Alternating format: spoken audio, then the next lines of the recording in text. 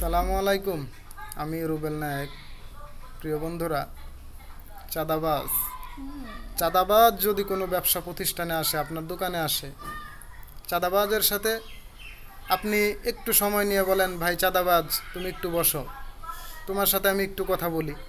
আপনি তাকে জিজ্ঞেস করবেন, তোমার আইডি কার্ড, তোমার জাতীয় পত্রে বাংলাদেশি লেখা, আমার জাতীয় পত্রেও ন্যাশনাল আইডি কার্ডেও বাংলাদেশি লেখা।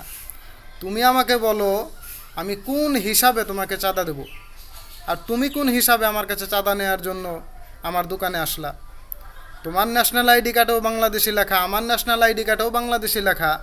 আমি তো ভিন দেশ থেকে এই দেশে এসে ব্যবসা করি না।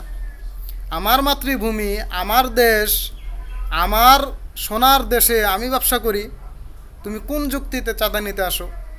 চাঁদাবাজদের সাথে এইভাবে আলোচনা করুন, তাদের সাথে মাসোয়ারা করুন, পরামর্শ করুন। যদি চাঁদাবাজ না বুঝে, হাতের কাছে যা থাকে বিশ্বাস করেন তাই দিয়ে ঠ্যাঙ্গাইয়া হাত পাও ভেঙ্গে তারপরে পুলিশের কাছে জমা দিবেন।